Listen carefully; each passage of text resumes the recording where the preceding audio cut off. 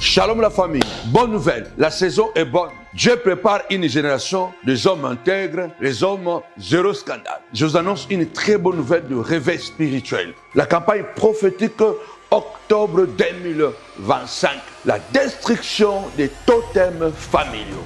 Quand les totems tombent, les familles se restaurent. Ce mois d'octobre est un mois de victoire et délivrance familiale. Destruction des totems et idoles familiales. Brisement des alliances occultes et sataniques. Restauration de la lignée par le sang de Jésus. Établissement d'un nouvel héritage en Christ. Cet enseignement va nous révéler ce que représentent les totems familiaux. Comment ils affectent nos vies et nos générations. Le pouvoir de la croix pour les détruire définitivement. Comment établir un nouvel héritage en Christ. Nous vous attendons à ce mois d'octobre. Invitez massivement. Ne venez pas seul. Au nom de Jésus. Bye. Shalom, shalom, shalom à toute la grande famille de la montagne de la prière. Que mon Dieu vous bénisse abondamment. Soyez bienvenus sur votre chaîne Samuel Panzo TV pour passer encore un merveilleux moment dans sa présence. Alors la famille, je tiens juste à vous rappeler que nous sommes en chaîne et prière cette semaine et nous allons aussi clôturer ce fort et puissant thème de ce mois d'octobre, campagne prophétique pour la destruction des totems familiaux ce dimanche à partir des 10h au nouveau hôtel de Noisy-le-Grand. Alors nous vous attendons très nombreux, très nombreuses. N'oubliez pas vos actions des grâces.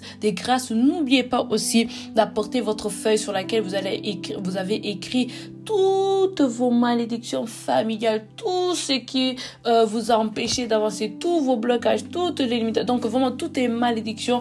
Et parce que ce dimanche, nous allons déchirer cette feuille, ça va être vraiment un acte prophétique, nous allons déchirer cette feuille, déchirer vraiment toutes ces malédictions, tous ces totems dans le nom de Jésus-Christ. Alors que mon Dieu vous bénisse abondamment la famille, n'oubliez pas que nous nous retrouvons chaque jour, donc du lundi au vendredi à minuit et à midi. À 18h, nous ne sommes pas là. Chacun ouvre de son côté. Remercie Dieu pour ce jeûne et prière. Remercie Dieu pour le jour dans lequel nous nous retrouvons. Et tu peux manger. Bien évidemment, nous mangeons légèrement, pas trop lourd pour que notre corps, notre ventre sent vraiment que nous sommes en train de jeûner. C'est très important. Alors que mon Dieu vous bénisse abondamment la famille. N'oubliez pas que nous allons nous retrouver après ces lives à minuit en ligne téléphonique au téléphone pour passer encore un merveilleux moment dans la présence de notre Dieu. Que mon Dieu vous bénisse abondamment la famille. Je laisse la place à l'homme de Dieu pour ce moment de feu, de gloire au nom de Jésus-Christ. Soyez bénis. Cette nuit peut être la nuit de basculement. Je m'attends aussi à quelque chose. C'était une nuit qui a changé complètement la vie de Jacob. En une nuit, la vie de Jacob a été transformée de Jacob en Israël. C'était la nuit que l'humanité avait été sauvée parce que la croix avait été préparée dans la nuit de Gethsemane. Le Christ avait combattu la nuit. Il a combattu contre les forces de mal au point de vue spirituel et contre les forces de mal physique.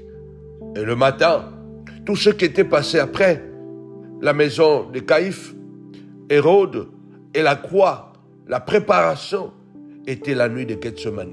Alors, viens, c'est la nuit de délivrance, la nuit de l'accomplissement, la nuit de la grandeur, la nuit d'impact, la nuit de miracle. Quelque chose va arriver. Alors, achetez vos billets, ne manquez pas, nous vous attendons très nombreux. Nous bénissons Dieu pour ceux qui ont prié avec nous pour la journée dédicacée à la prière pour Haïti. Hier, dimanche, c'était un moment formidable en faveur de Haïti. Que Dieu nous bénisse. Nous avons eu un intervenant, un juriste haïtien qui nous a plongé dans l'histoire un peu d'Haïti et nous aurons encore le privilège de le recevoir encore parmi nous. Nous croyons à la puissance de la prière d'ensemble que nous avons fait hier à la montagne de la prière ministrise pour en faveur de Haïti. J'ai déjà de bons retours où les gens sont bénis et sont confiants que les prières qui sont montées hier vers le ciel pour notre Dieu et Haïti sera sauvé. Alors le thème de cette prière, de ce petit enseignement, le jugement est toujours divin. prière de combat. Le jugement est toujours du vin. Dieu va juger les œuvres et les comportements de chacun de nous. Alors, il est important, des fois souvent, de dire, Seigneur, sois juge entre moi et mes adversaires. Ce n'est pas à moi de porter les coups fatals. Ce n'est pas à moi de me faire justice moi-même. Mais c'est à Dieu de le faire, mais par ma demande.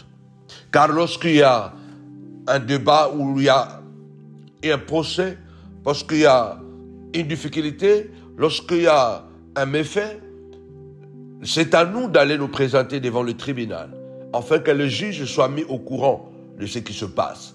Alors, il est important de comprendre que beaucoup de chrétiens sont encore dans les doctrines endormantes qui poussent les chrétiens à être passifs, qui poussent les chrétiens à accepter la punition venant de l'ennemi.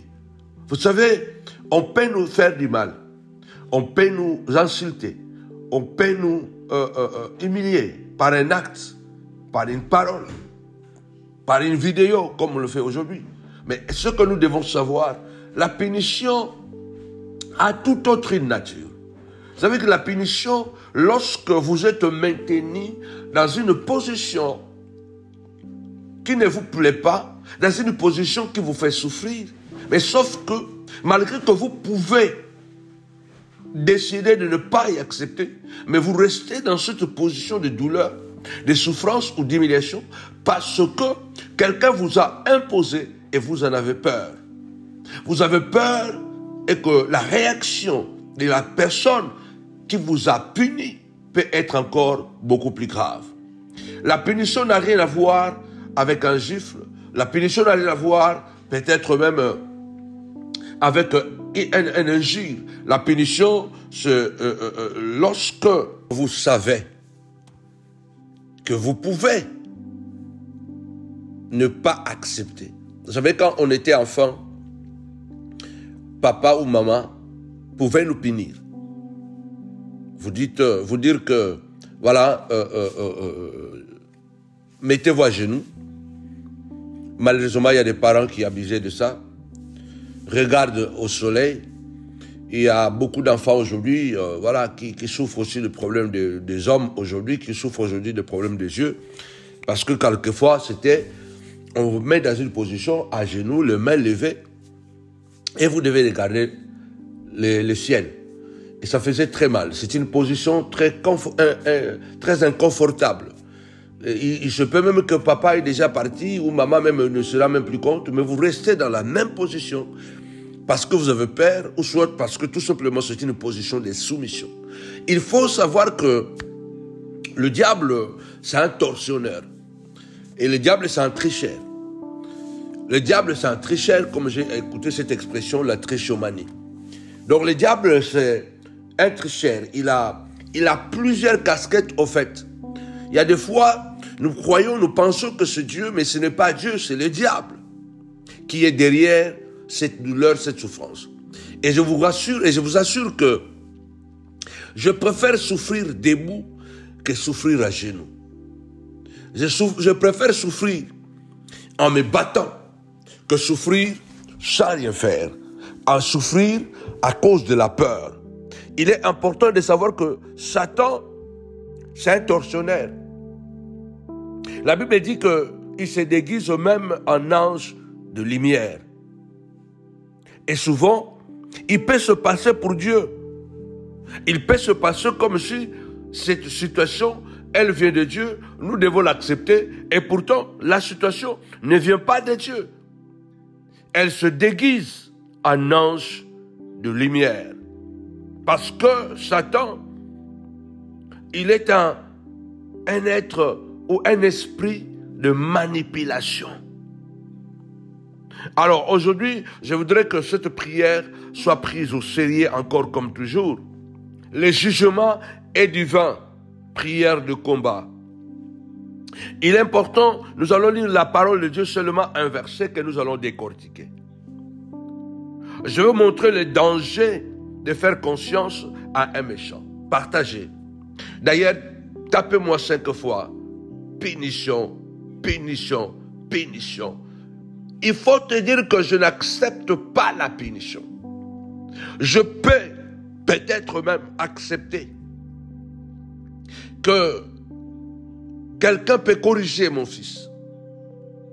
Parce que mon fils s'est mal comporté. Je peux accepter que quelqu'un peut corriger ma fille. Parce qu'elle s'est mal comportée. Mais je ne supporterai pas que quelqu'un puisse punir ma fille. Punir mon fils. Même s'il a mal fait, c'est à moi de le punir. C'est à moi de le punir. Ce n'est pas à moi. Ce n'est pas à mon voisin. Ce n'est pas à une tierce personne de punir mon fils ou de punir ma fille. J'accepte que Dieu me punisse. Mais je n'accepterai pas que le diable puisse me punir. Parce que punir quelqu'un, c'est le maintenir dans une posture d'esclavage, dans une posture de faiblesse, dans une posture, bien-aimé dans le Seigneur, méprisant. Punir quelqu'un, c'est lorsque vous êtes capable de lui maintenir dans une position de manquement. Je peux punir quelqu'un parce que j'ai le pouvoir de bloquer ses comptes bancaires. J'ai le pouvoir de bloquer ses avoirs. Je peux punir quelqu'un parce que j'ai le pouvoir de lui dire que tu peux sortir, mais par ma parole, tu ne sortiras pas. Ça, c'est quelque chose que nous ne devons pas accepter. C'est quelque chose que nous ne devons pas accepter au nom puissant et glorieux de Jésus-Christ, le Nazaréen. Nous allons lire ce verset biblique exceptionnel. Parce que la Bible est un livre des implicites et des explicites. Mais il y a des choses qui sont tellement claires dans la parole de Dieu que nous n'avons même pas besoin de pouvoir interpréter ou de pouvoir, bien aimé le Seigneur, aller beaucoup dans la profondeur parce que c'est déjà clair. Écoutez ce que la Bible déclare, Ésaïe chapitre 26, au verset 10. Si l'on fait grâce aux méchants, il n'apprendra pas la justice. Il se livre ou il se livrera au mal dans le pays de la droiture. Et il n'a point égard à la majesté de Dieu. Notez bien, ce verset est écrit dans la Bible. Ce verset, je ne l'invente pas parce que je suis un bibliste. Je suis un bibliste. Je suis vraiment quelqu'un qui aime scripter ou scripter la parole. J'aime lire, j'aime méditer, j'aime scripter la parole. Je vais comprendre dans les Écritures ce qui est implicite et ce qui est explicite. Il y a des choses qui sont implicites. J'aime aller en profondeur. Mais ce verset est tellement clair, est tellement limpide, que c'est un danger de faire grâce à un méchant. C'est un danger de faire conscience ou de toujours pardonner à quelqu'un qui a un mauvais cœur. Et ça, danger. Bible mutelo biango. Et ça, danger, kolimbi sakaka kamuto asala kamabe. Parce que muto asala kamabe, soko so continue kolimbi saye, à se rendre compte jamais que justice sans zambe ezalaka. En quelque sorte, si nous continuons à pardonner, si nous continuons à faire grâce à amadouer un méchant, nous lui faisons croire qu'il est dans le vrai. Nous lui faisons croire qu'il a le droit de faire ce qu'il fait. Et la Bible dit qu'il va continuer à se livrer, à faire le mal là où il y a le bien. Et il n'aura même pas la crainte de Dieu. Lève ta voix, déclare: Seigneur, apprends-moi à discerner. Apprends-moi à comprendre comment je peux me comporter devant le méchant. Quelle attitude, Seigneur de gloire, quel comportement je dois avoir face à un Caïn. Je dois avoir face à quelqu'un de récalcitrant. Quelqu'un qui est déterminé à faire du mal. On ne fait pas grâce à tout moment à quelqu'un qui est méchant. Vous savez, une personne qui a un mauvais fond, quel que soit le bien que vous l'aurez fait, il finira par vous détruire. Une personne, bien aimé le Seigneur, qui a un mauvais fond, une personne qui est égoïste, égocentrique, un manipulateur, quelqu'un, bien aimé le Seigneur, qui est capable, bien aimé, de faire certaines choses graves à votre égard, de mentir, de trahir. Si vous continuez à faire conscience, ou si vous continuez à faire grâce à cette personne, vous l'encouragez à continuer à faire du mal. Vous le permettez à ne même pas avoir la crainte de Dieu. Vous savez quoi? Je pose la question à l'auditoire. Vous qui m'écoutez, je ne suis pas un sophiste. Je ne suis pas un sophiste. Je ne suis pas là pour mentir. Non, je suis là pour dire la vérité. Quel est le symbole de la vengeance? Quel est le symbole de la vengeance dans la Bible? Et quel est le symbole de la vengeance dans les tribunaux? Quel est le symbole de la vengeance dans la mythologie grecque? Comme vous savez que la Bible a été écrite en hébreu, en grec et en latin, et ensuite ça s'est dispersé. Quel est le symbole de la vengeance ou de la justice dans la Bible? Je voudrais vous le dire que l'épée est le symbole de la vengeance. L'épée est le symbole de la vengeance et le symbole de la justice dans la parole de Dieu. Or, la Bible déclare quoi? La parole de Dieu est une épée, voire une épée à double tranchante. Donc, la Bible se réserve le droit d'être double. Ça veut dire que il est capable de faire un et de faire deux. Il a double face. Le symbole de la parole de Dieu dans la Bible, elle est appelée épée. Et voir épée à double tranchante. Cela veut dire que ça peut couper au nord, ça peut couper au sud. Pourquoi?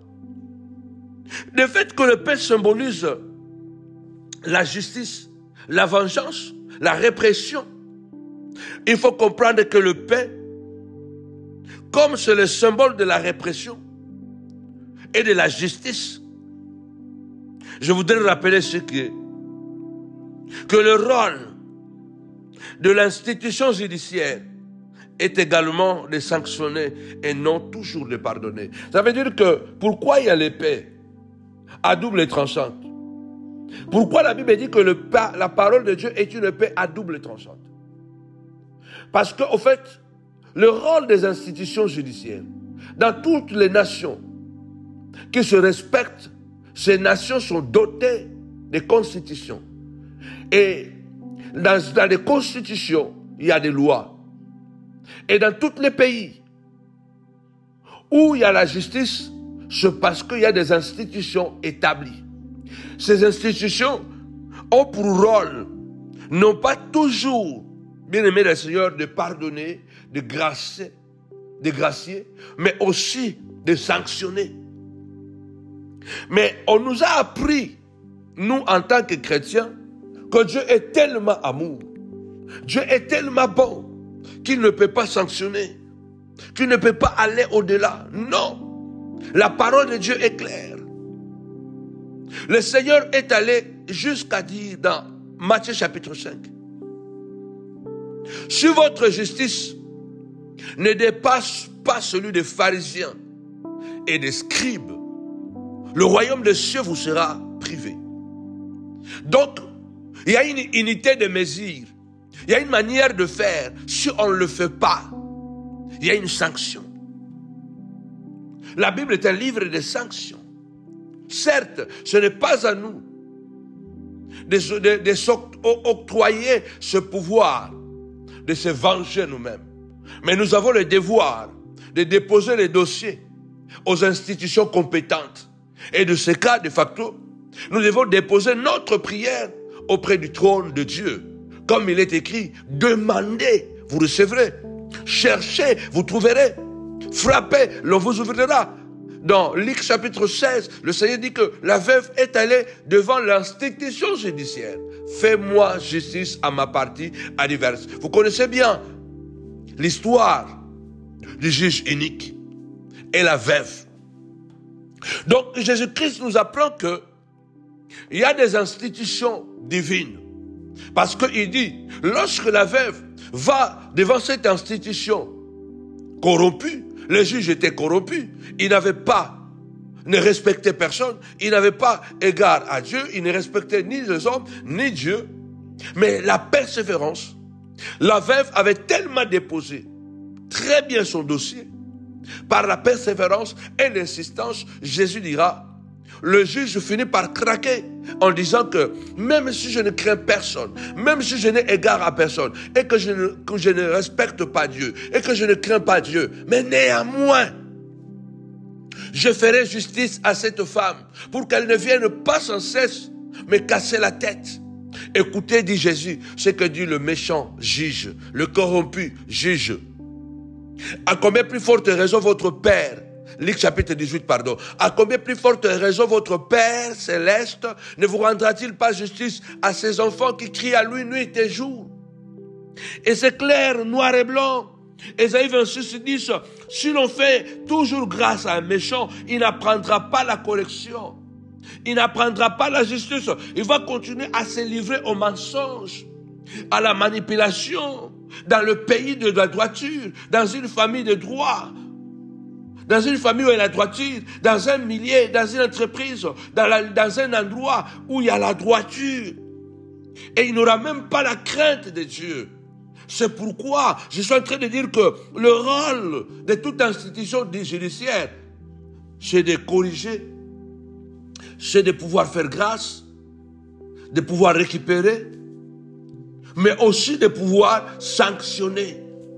Parce que si on n'a pas la sanction, il n'y aura pas la crainte. Lève ta voix et déclare, ô Père, sanctionne tout Judas de ma vie. Sanctionne tout Caïn de ma vie. Ceux qui me font du mal, Seigneur, je ne vais pas me faire justice moi-même. Parce que tu as dit, à moi la vengeance, à moi la rétribution. Adonai, le Dieu véritable et grand, lève-toi, car le jugement est divin et la justice est divine. Je me remets à toi, fais-moi justice de ma partie adverse. Rends-moi sage et prudent comme un serpent. Ma vie ne doit pas être qu'une vie d'une colombe, mais ma vie doit aussi être la vie de serpent. Rends-moi capable, Seigneur de gloire, de faire comme le méchant. Car le méchant est toujours prudent. Le méchant est capable d'être deux en une personne. La parole aussi est une épée à double tranchante. Seigneur, aide-moi à discerner, à combattre et ne pas toujours tomber, Seigneur de gloire, dans le piège de l'amour. Tapez-moi 5 fois, jugement, jugement, jugement. Il faut apprendre à sanctionner. J'étais en train de regarder une vidéo. Vous savez, nous avons rarement de figures inspirantes en Afrique. Il y en a, mais ils ne sont pas beaucoup. Nous avons des héros, mais qui ne sont pas beaucoup et qui ne sont même pas célébrés dans nos institutions scolaires. Nos enfants ne les connaissent pas. Ils grandissent. Ils connaissent des héros de Hollywood. Ils connaissent des héros d'autres nations, d'autres continents, mais ils ne connaissent pas nos propres héros africains. Je parle de Thomas Sankara. Un homme que les Africains devraient étudier dans les écoles. Un homme que les hommes africains devraient prendre comme un modèle. Et si on avait suffisamment parlé de Sankara dans l'histoire, dans les manuels scolaires en Afrique, je crois qu'il y a longtemps que l'Afrique devait progresser beaucoup plus. Si on avait parlé vraiment de Sankara. Mais qu'est-ce qui me frappe beaucoup de cet homme qui était un homme d'État, un homme de bon cœur. Sankara, qui pouvait être une étincelle, qui allait déjà il y a presque plus de 30 ans, émanciper beaucoup de nations africaines, qui a été tué, assassiné, à cause seulement de son grand amour envers ce principe. De son grand amour envers ce dont il croyait. De son grand amour et sa sensibilité humaine envers son entourage et en particulier vers Blaise Compaoré. Vous savez, dans la vie, même la Bible déclare, ne sois pas bon à l'excès. Tu vas mourir avant. Ne sois pas bon à l'excès. Dans cette vidéo, j'avais tellement de larmes aux yeux et j'étais tellement triste. Il y a l'un des camarades qui faisait partie de l'entourage de Sankara qui témoigne en disant que moi et les autres, nous avons dit à Sankara que nous devons arrêter Compaoré. Nous devons arrêter Compaoré parce qu'il veut prendre le pouvoir par la force. Nous devons arrêter ce monsieur. Et la réponse de Sankara, c'était quoi? Ce n'est pas aux amis de trahir les amitiés. Mais Sankara, ce n'est pas aux amis de trahir les amitiés. Ça, c'est ta philosophie. Donc pour Sankara, il ne voulait pas supporter de donner un ordre afin d'arrêter Compaoré. Donc pour Thomas, c'était comme s'il trahissait son ami, son allié, son frère d'armes, Blaise Compaoré. Donc pour Thomas Sankara, lui, il ne peut pas le faire. Mais ce que toi tu penses que tu ne peux pas faire à celui que toi tu considères que ton ami, ton propre frère biologique ou un frère que le Seigneur t'a donné, parce qu'un ami plus proche, il est beaucoup mieux qu'un frère éloigné. Toi, tu dis que je ne peux pas trahir, mais lui, il ne pensera pas des fois. Toi, tu dis que je ne peux pas faire ça. Mais lui, il ne pensera pas des fois quand il veut atteindre ses objectifs. Ce n'est pas Thomas Sankara qui allait trahir Blaise Compaoré. Mais ce Blaise déjà qui avait trahi Compaoré, Sankara. Blaise avait déjà trahi Sankara parce qu'il avait déjà préparé son coup d'État. Et les gens étaient au courant de ça. Mais Thomas Sankara était tellement lié à Compaoré, il lui faisait tellement confiance. Il disait que la nuit comme ça, quand il n'arrivait pas à dormir parce qu'il pensait beaucoup comment développer le pays, il réveillait Blaise Compaoré. Donc c'était quelqu'un de tellement proche et lui, il ne croyait pas que Compaoré pouvait le tuer. Il y a des gens, bien aimés le Seigneur, que nous avons tellement fait confiance malgré le mal que nous avons déjà vu venir. Nous avons vu le feu jaune. Et voire même qu'on a vu le feu rouge. Mais qu'est-ce que nous avons fait? Malgré le feu rouge, malgré le feu jaune, on ne s'est pas arrêté. On n'a pas ralenti notre amitié. On n'a pas pris des précautions. Et le rouge est arrivé. Mais on s'est dit non, mais c'est mon ami d'enfance, c'est mon petit frère. Mais je ne sais pas que le petit frère, le grand frère, c'est un Caïn. L'ami que tu crois ami, c'est un Judas. Lui, pour te tuer, il ne pensera pas des fois si on lui propose de l'argent, si on lui propose de la gloire. Fais attention. La Bible est claire. Si tu pardonnes tout le temps à un méchant, il n'apprendra pas la justice, il n'apprendra pas la correction, il n'apprendra pas la sanction. Il pensera qu'il est dans le vrai. Il y a des gens, quand ils font du mal, ils se sentent en extase. Ils sentent que c'est ça qu'ils doivent faire. Soyons prudents, soyons vigilants. Interprétons la parole de Dieu à la lumière de l'Esprit de Dieu, non pas à la lumière des philosophies des hommes et des doctrines des humains qu'on nous a inculquées dans la tête. Aujourd'hui, par la grâce de Dieu, nous avons la parole entre nos mains. Tout le monde peut lire. Tout le monde peut méditer la parole. Tout le monde peut entrer dans la profondeur et comprendre que la même Bible que nous disons que la parole de Dieu est une paix. Et le paix, c'est le symbole de la vengeance, de la justice. Et la Bible déclare que la parole de Dieu est une paix. C'est dans la logique. Et quand tu vois que quelqu'un, il n'est pas tellement bien avec toi, quand tu vois que quelqu'un, après beaucoup de temps, beaucoup d'années, et que tu comprends que cette personne n'est pas bon pour toi, il faut que tu prennes tes précautions. Tapez-moi 5 fois précaution, précaution, précaution. Thomas Sankara était au courant que Blaise prépare un coup d'État. Mais la conscience qu'il avait envers Blaise, il voyait comme si lui, il fait arrêter Blaise, celui qui aurait été traître, il aurait trahi leur amitié.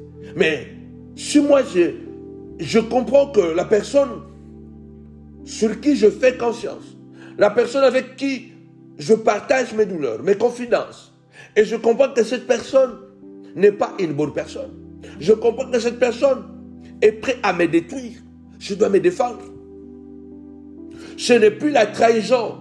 Si Thomas Sankara avait neutralisé Blaise Compaoré, lorsqu'on le lui disait, peut-être l'histoire africaine, l'histoire de Burkina Faso, aura été différemment. Peut-être aujourd'hui l'Afrique allait connaître un sursaut exceptionnel avec ce que Thomas Sankara avait commencé à faire au Burkina Faso. Je prends ce modèle. Quand Blaise prend le pouvoir, Blaise reste au pouvoir pendant 27 ans. Presque plus de 27 ans, Compaoré reste au pouvoir. Vous voyez comment le mal, quand le mal s'installe, c'est très difficile de le déraciner. C'est pourquoi il est important de prévenir que de guérir. Lève ta voix, dit Seigneur de gloire, aide-moi à empêcher ce mal de pouvoir entrer dans ma vie, dans l'église, dans les ministères, au nom puissant et glorieux de Jésus-Christ. Je ne veux pas que le mal puisse entrer. Il faut l'empêcher avant que ce mal puisse s'implanter. Parce que une fois que le mal s'est implanté, il est très difficile de le déraciner. Ça reste longtemps. On paye beaucoup plus cher. Lève ta voix et déclare au nom puissant et glorieux de Jésus-Christ que ce mal soit déraciné, Père. My God. My God. Ne sois pas bon à l'excès. Il est écrit dans la Bible. Si tu n'es pas capable de chasser les ennemis auprès de toi, ils deviendront des épines et des aiguillons de main. Ils vont te piquer. Ils vont te piquer. Ils vont te faire du mal. Parce que si toi tu ne le fais pas, si toi tu as pitié de lui, lui de son côté, il n'a pas pitié de toi. Il n'a pas pitié de tes enfants. Il n'a pas la morale. Il aime ses enfants. Il aime sa femme. Il aime ses amis qui sont à son service, qui les cissent. Lui, il prend. Quand il prend, il peut être l'homme le plus bon. Mais quand il sait que il veut quelque chose et qu'il peut te livrer, il n'hésitera pas 2 fois. Tu seras son offrande. Tu seras sa rançon pour que lui, il monte.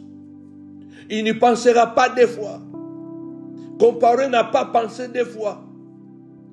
Quand il a eu l'occasion de tuer Thomas Sankara, un frère d'armes qui était comme un jumeau pour lui. L'autre a hésité. Non, même pas hésité. L'autre a refusé de lui faire du mal. Mais lui, à cause du pouvoir, n'a pas hésité 2 fois. Dès qu'il a pris, il a tué Sankara. Réveille-toi, toi qui dors. Relève-toi d'entre les morts et Christ t'éclairera. Vous allez savoir que parfois, nous apprenons mieux avec la correction, avec la sanction de Dieu qu'avec ses dons et ses grâces. Nous apprenons mieux quelquefois, souvent, Souvent ou parfois, nous apprenons mieux avec la correction de Dieu, avec la sanction de Dieu qu'avec les dons et les grâces de Dieu. Vous savez, souvent Dieu doit nous corriger, Dieu doit nous sanctionner pour que nous puissions comprendre réellement que ce que je fais n'est pas bien. Si vous laissez un enfant dans une mauvaise posture ou dans un mauvais comportement et que l'enfant commence à manquer du respect à ses frères ou à ses sœurs, ou commence à manquer de respect à son père ou à sa mère, et vous laissez l'enfant comme ça, vous détruisez cet enfant parce que cet enfant va croire qu'il est dans la vérité. Donc ce qu'il fait est bon. Ce qu'il fait n'est pas grave. Si vous ne sanctionnez pas l'enfant qui a un sale caractère, si vous ne sanctionnez pas un enfant qui se comporte mal, vous ne l'aidez pas, vous le détruisez. Parce que cet enfant, demain, il va croire qu'insulter est normal. Manquer de respect à un père est normal. Manquer de respect à sa mère est normal. Manquer de respect à ses soeurs ou à ses frères est normal, est logique. Si vous ne le faites pas, vous détruisez la vie de cet homme, de cet enfant, pardon. Si vous ne corrigez pas vos amis, si vous n'êtes pas capable de les sanctionner en disant que non, ce que tu fais n'est pas bon, je prends mes distances ou je prends cette position, vous le poussez à croire que ce qu'ils font est bon. Et vous ne les aidez même pas à avoir la crainte de Dieu. Et il s'avère que, comme la Bible déclare, celui qui sait faire le bien, s'il ne le fait pas, il commet un péché.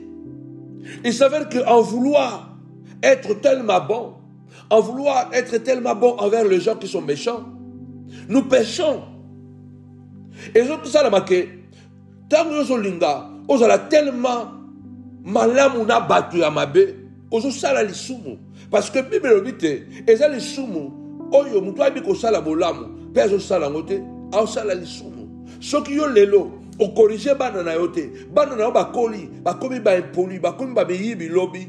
Elinkolo bake, yonde mutu sala lisumu, na po yo okanga banana yote, o corriger banana yote, o sanctionna bangote. Soki lobi, mutu yo sala confiance, a détruit vie na yo. Et que yo yeba ki déjà ka sala kamabe. Et ça sous faute en zambete, et ça faute na yo. Ce n'est plus le problème de Dieu, c'est ton problème. Dieu est un juge, il est avocat, il est père, il est roi, il est créateur. Dieu a plusieurs casquettes. Dieu n'est pas seulement un père, Dieu il est aussi créateur. Dieu n'est pas seulement créateur, Dieu il est aussi avocat qui nous défend lorsque nous sommes injustement accusés, lorsque nous sommes pris dans le filet de la diversité. Le Dieu que nous prions, il devient notre avocat, il vient intervenir pour nous acquitter. Mais n'oublions pas qu'il est aussi le juge. Et le rôle d'un juge, ce n'est pas toujours de faire grâce. Le juge a le pouvoir, quel que soit le crime de quelqu'un, il peut aussi dire que non, cette personne, nous allons le libérer. Nous allons le libérer parce que nous croyons en lui. Il se peut que c'est un accident. C'est un accident qu'il a eu, alors on lui donne sa seconde chance. On ne dit pas deuxième chance, on dit seconde chance. Cela veut dire qu'il n'y aura pas une autre chance. Je l'ai compris après en discutant avec un ami à moi français. Au fait, il y a une différence entre deuxième et second. C'est pourquoi on parle de Seconde Guerre mondiale. On parle de Seconde Guerre mondiale. Pourquoi? Parce que quand il y a deuxième, il peut y avoir troisième. Mais quand il y a second, il ne peut pas y avoir plus encore. Il ne peut plus avoir une autre possibilité ou un autre chiffre. Le second, c'est la fin. Donc quand on dit second, ça veut dire qu'après second, il n'y a plus rien. On dit qu'on lui donne une seconde chance. Ça veut dire qu'il a commis une erreur, il a commis une faute, il a prouvé que c'était une erreur, c'était accidentel ce qu'il a commis, et puis on lui dit que voilà, on lui donne une seconde chance. Ça veut dire qu'après qu'il y aura encore quelque chose qu'il aura fait, Il n'y aura plus de pardon, donc c'est fini. Parce que quand on dit c'est con, après ce n'est plus possible. C'est ce qu'on appelle les récidivistes. Lorsque vous arrivez devant un tribunal et qu'on regarde votre palmarès, on regarde votre casier judiciaire, qu'est-ce qu'on regarde, on contrôle? Qu'est-ce qu'il a déjà fait jusqu'à aujourd'hui? Ah, il n'a jamais été arrêté. Il n'a jamais fait ça. Il n'a jamais fait ça. C'est un bon citoyen. C'est un bon père. C'est un bon travailleur. C'est un bon entrepreneur. Il n'a jamais fait ça. Ah, tout ça.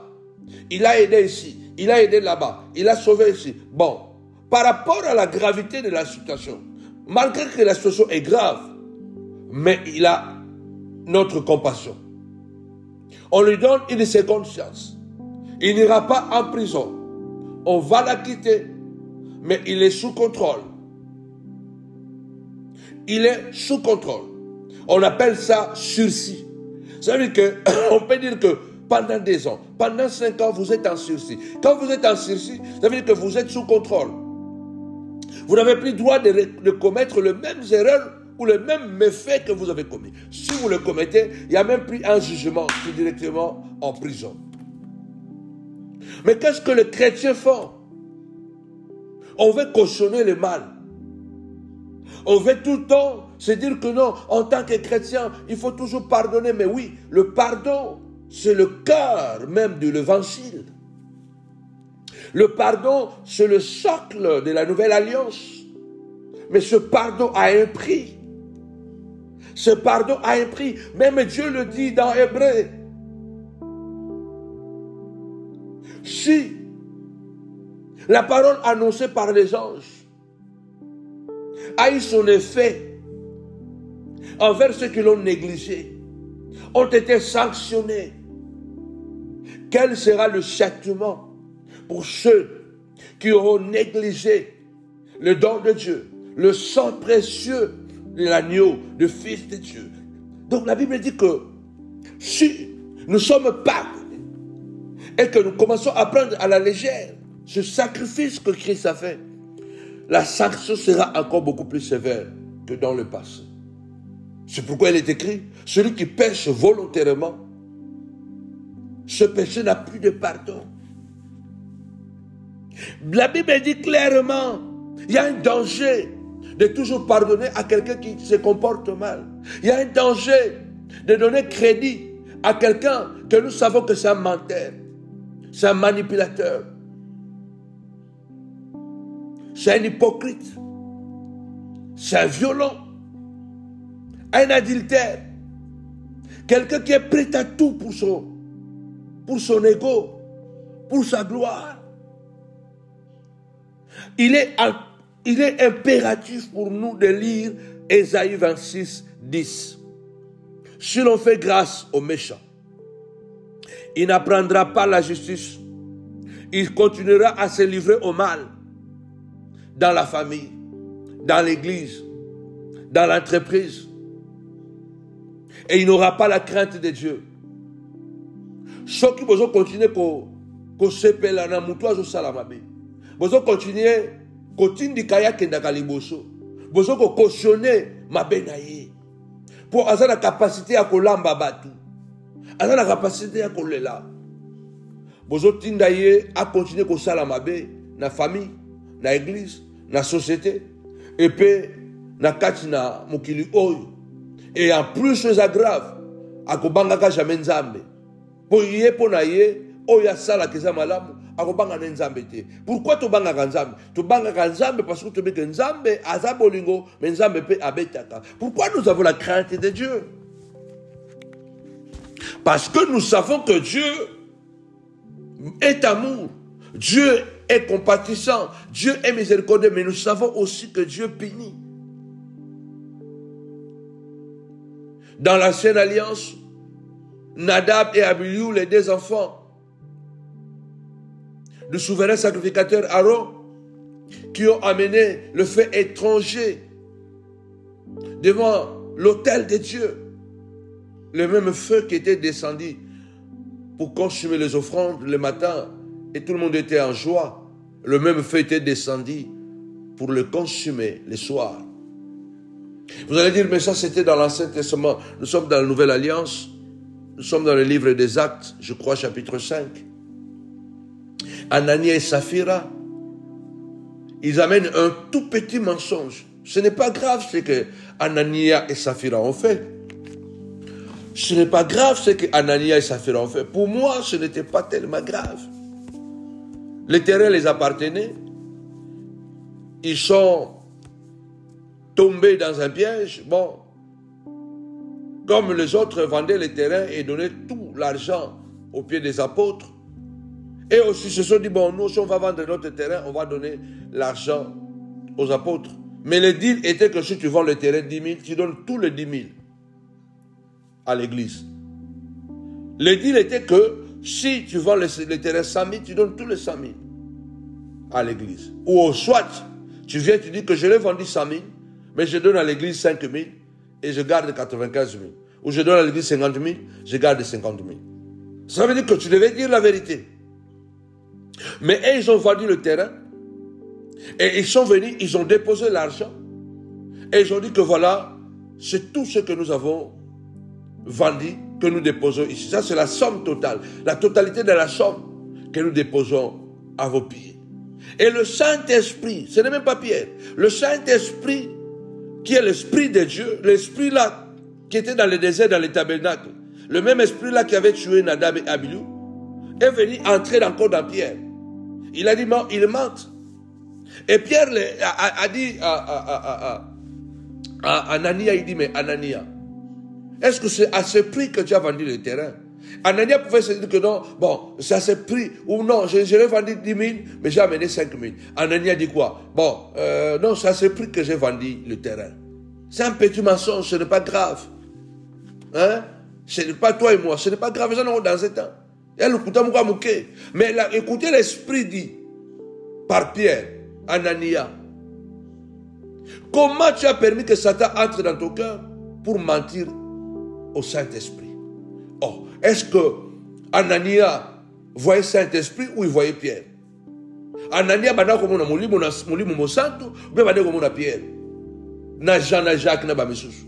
Anania n'était pas devant le Saint-Esprit, il était devant les hommes. Mais Pierre nous dit que non, tu es devant le Saint-Esprit, tu as menti le Saint-Esprit. Et au moment où Pierre parle comme ça, la Bible dit, paf, Anania est mort, est tombé, est mort. Ce n'est pas que Pierre a pris l'épée, Pierre a pris un couteau, Pierre a pris un pistolet, non, Anania est mort. Comment? Donc l'esprit là qui avait tué Nadab et Abihu dans le désert, dans le tabernacle, c'est le même esprit qui a tué Anania dans la nouvelle alliance. Parce que là, nous parlons que Jésus est déjà mort, ressuscité.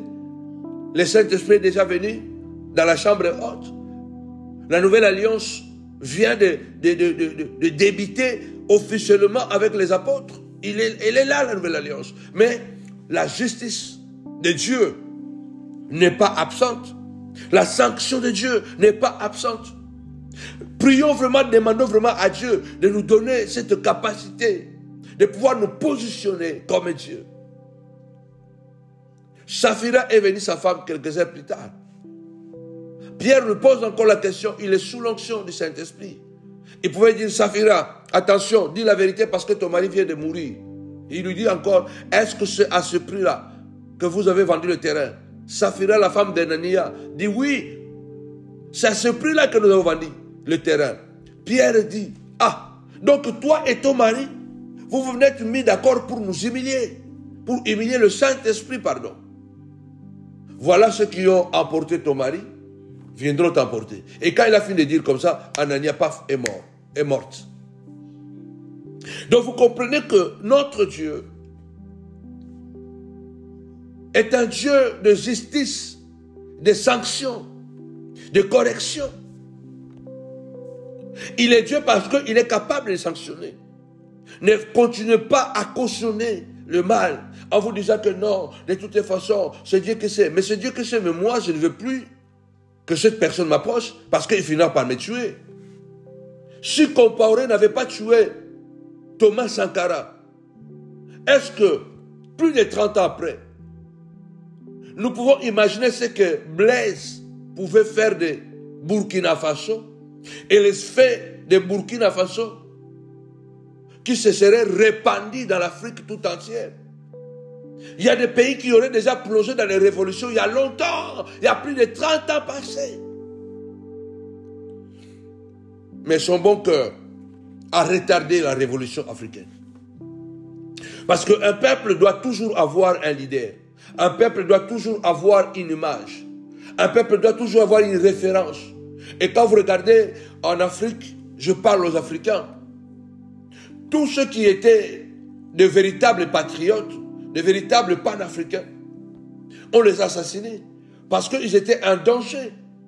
Tous ceux qui pouvaient nous inspirer, les Kwame Nkrumah, les Patrice Lumumba, voilà, les Thomas Sankara, et tout ça, qui pouvaient nous inspirer à changer notre mentalité, à vouloir nous émanciper totalement de ce système installé par les impérialistes, on les a toujours assassinés. Donc, Sankara ne pouvait pas imaginer que sa vie ne dépendait pas de lui. Sa vie dépendait, donc sa vie était si importante aussi pour des milliers d'Africains. Et que lui, il devait continuer à vivre. Il devait continuer la mission d'abord. Mais il avait tellement conscience de ne jamais trahir un ami. Et cet ami que lui n'a pas voulu trahir, cet ami l'a trahi. Et comment? En le tuant.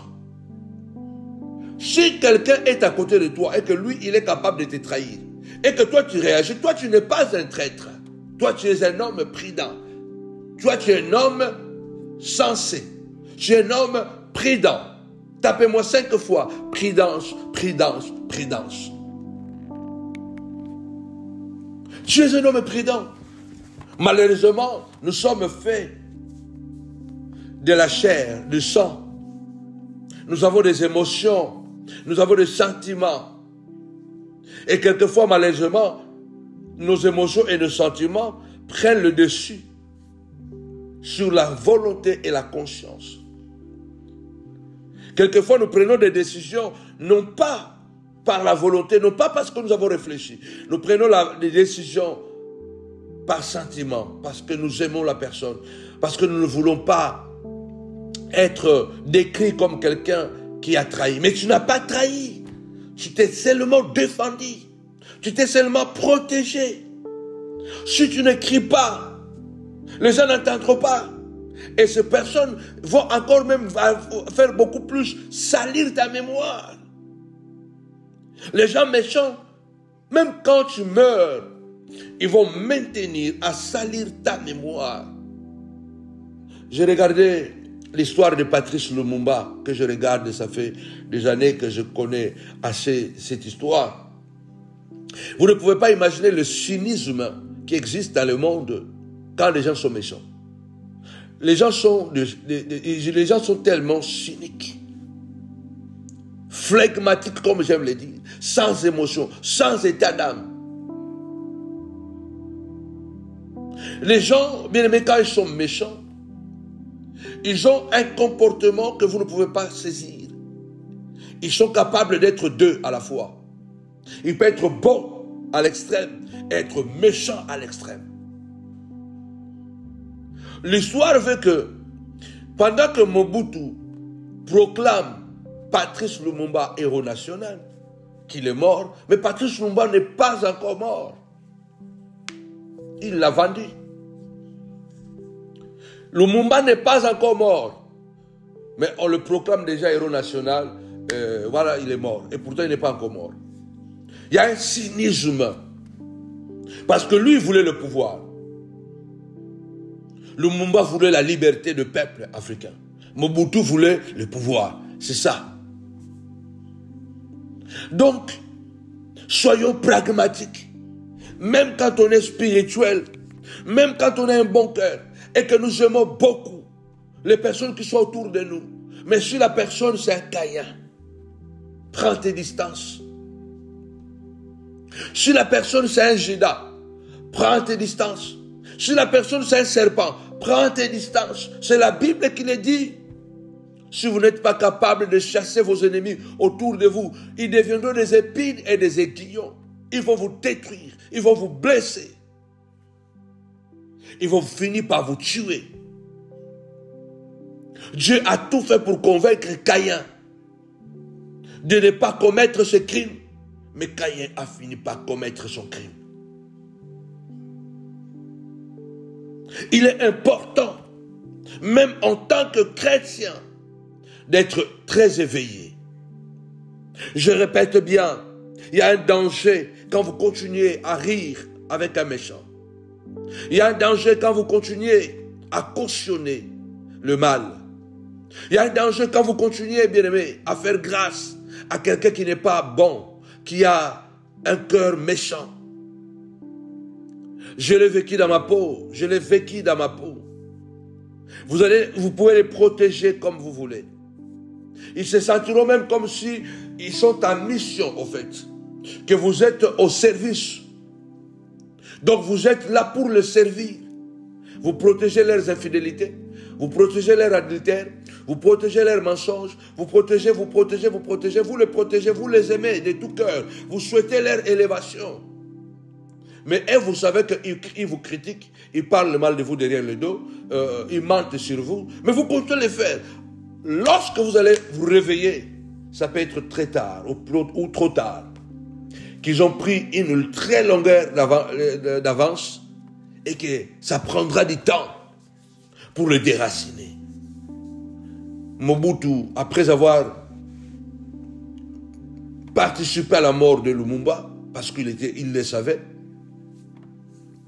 il est resté 30 ans au pouvoir. Et quel pouvoir absolu. Compaoré, après avoir tué Sankara, Thomas Sankara, il est resté au pouvoir 27 ans ou plus. Et quel pouvoir totalitaire. Il gouvernait tout, il maîtrisait tout. C'est comme ça que lorsque nous laissons le mal s'installer et nous le permettons, en fait, comme la Bible déclare, quand vous faites grâce, vous pardonnez à un méchant, il n'apprendra jamais qu'il y a la justice de Dieu. Il pensera que le mal qu'il fait, c'est bien, parce que ça lui fait du bien, ça lui fait gagner des amitiés, ça lui fait gagner des points. Il y a des gens qui sont très branchés avec des gens, mais parce qu'ils sont des manipulateurs. Ils détruisent les autres. Ils soignent leur image. Ils utilisent les gens comme des pions pour détruire les opposants qui étaient des anciens frères, des anciens amis. Ils n'hésiteront pas. Il ne va pas penser que tu as des enfants, tu as une femme, que toi tu as une vie. Il ne pensera même pas que tu l'avais aidé, qu'il est là à cause de toi. Dieu passe toujours à travers un individu ou une circonstance en fait de pouvoir nous faire du bien. Il ne pensera même pas ça, que tu l'avais nourri, que tu l'avais donné des habits, que tu l'avais donné la possibilité de pouvoir sortir. Il ne pensera pas à ça. Parce que quelqu'un qui a un fond méchant, qui a un fond mauvais, c'est cynique de nature. Et ce qui est grave, il n'aura pas la crainte de Dieu. Parce qu'il va continuer à commettre des infidélités et il sait que tu seras là toujours pour le protéger. Et lui, dans sa tête, il se dira que non, c'est Dieu qui a mis cette personne pour pouvoir continuer à me protéger. Donc, il va prendre ta faiblesse pour une grâce. Vous voyez la perversion. Il va considérer que, malgré le mal qu'il fait, puisque tu es toujours là pour l'encourager, pour le protéger, pour le sécuriser, lui, il prendra ça comme une grâce. Et il va continuer dans son mauvais comportement.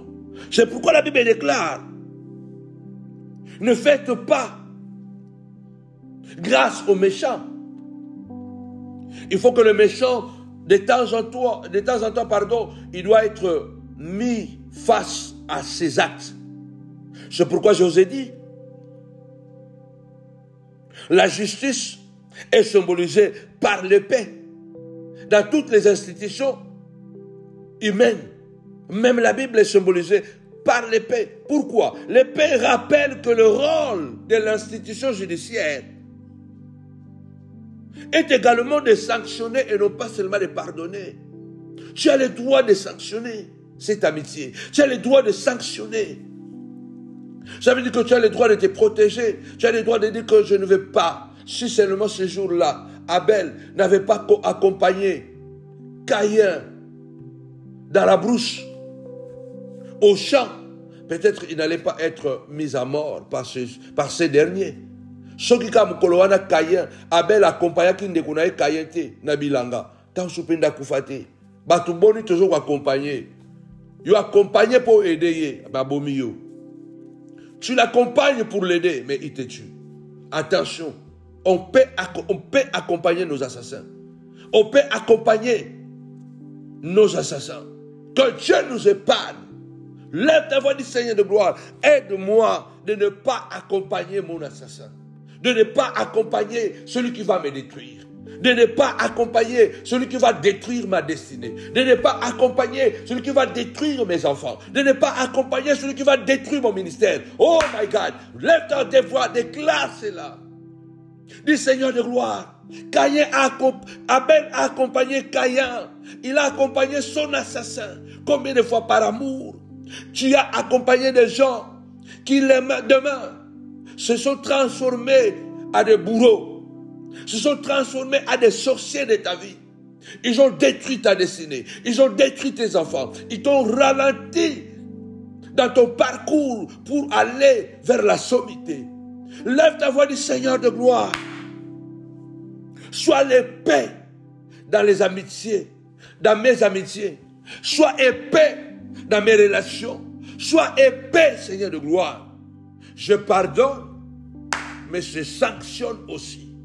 Que Dieu épargne nos enfants de ne pas accompagner leurs assassins. Que Dieu épargne nos vies de ne pas accompagner ceux-là qui vont détruire demain nos mariages, ceux-là qui vont détruire demain nos bénédictions. Aujourd'hui, beaucoup pleurent. Aujourd'hui, beaucoup sont morts. Aujourd'hui, beaucoup sont en retard. La Bible est un miroir, mais aussi un rétroviseur. Tapez-moi 5 fois miroir, rétroviseur. Miroir, rétroviseur. La Bible est un miroir, mais c'est aussi un rétroviseur. Un miroir pour que nous puissions voir nous-mêmes. Qui sommes-nous? Quel est notre comportement? Comment nous faisons? Mais rétroviseur pour voir aussi ce que les autres font. Rétroviseur pour voir aussi ce que les autres font. Parce que si je continue seulement à regarder le miroir et que je ne regarde pas les rétroviseurs, attention, je peux faire confiance à un Caïn. Je peux faire confiance à un serpent. Je regarde le miroir, mais je regarde aussi les rétroviseurs. Il est important de regarder aussi ce que les autres font. Et la Bible là nous montre que ça peut parler à nous. Ça peut aussi nous montrer comme rétroviseur. La vie de Caïn et Abel, c'est un rétroviseur pour nous. Attention, tu peux faire confiance. Cautionner quelqu'un qui n'est pas bon et finira par te tuer. Tu peux cautionner quelqu'un qui ne t'aime pas et finit par te détruire. Miroir et rétroviseur. Je prie au nom puissant et glorieux de Jésus-Christ qu'une grâce particulière te localise.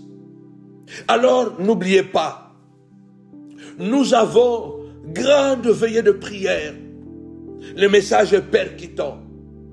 Viens prier avec nous ce vendredi 30 mai 2025 à la montagne de la prière ministrice à l'amphithéâtre de Novotel Noisy-le-Grand. À 22h, les portes sont ouvertes. Nous allons commencer, à 21h, les portes sont ouvertes. À 22h, nous débutons notre veillée. Ce sera un moment de prière, un moment d'intensité inouïe. Il y a des enfants qui sont menacés parce que nous avons accompagné Caïn. Parce que nous nous sommes fait accompagner par un Judas. Nous avons traîné un Judas avec nous. Nous avons laissé un serpent dans notre jardin. Voilà, aujourd'hui nous sommes nus. Aujourd'hui nous sommes loin de notre terre de bénédiction, de notre environnement prophétique. Lève ta voix et déclare, Seigneur, aide-moi. Aide-moi à ne pas accompagner le meurtrier, l'assassin de ma destinée. Aide-moi à ne pas me faire accompagner de celui qui va me livrer à Pilate, de celui qui va me livrer au monde. Aide-moi, Seigneur de gloire, de ne pas entretenir un serpent dans mon jardin. Il y a 3 choses. Abel a accompagné son frère Caïn au champ, parce que c'est lui qui a dit, viens avec moi. Abel a accompagné Caïn, or il l'a accompagné par amour, mais il a accompagné son assassin. Jésus a laissé Judas avec lui. Donc, il s'est fait accompagner. C'est Jésus qui était le leader. C'est Jésus qui avait la vision. Mais il s'est laissé faire accompagner par le Judas. Et c'est Judas qui l'a vendu. Écoutez ce que je dis. C'est la même chose qui se produit avec nous tous. Soit on accompagne quelqu'un. Lui, il a une vision. Nous, on l'accompagne et il nous tue. Soit nous avons la vision. Nous nous faisons accompagner par Judas et Judas nous tue. Troisième chose, soit nous sommes bien-aimés, les visionnaires, nous avons une famille, nous avons une entreprise, nous avons une église, mais nous entretenons le serpent. Parce que la Bible dit déjà que les serpents étaient les plus risés. Donc tout le monde savait que le serpent n'est pas bon. Mais on l'entretenait dans le jardin. Résultat, c'est quoi? C'est lui qui est à la base de la perte du jardin, de la nudité d'Adam et Ève. C'est lui qui est à la base de la chute. Donc, prions vraiment le Seigneur. N'hésitez pas à soutenir la montagne de la prière à travers de vos dons.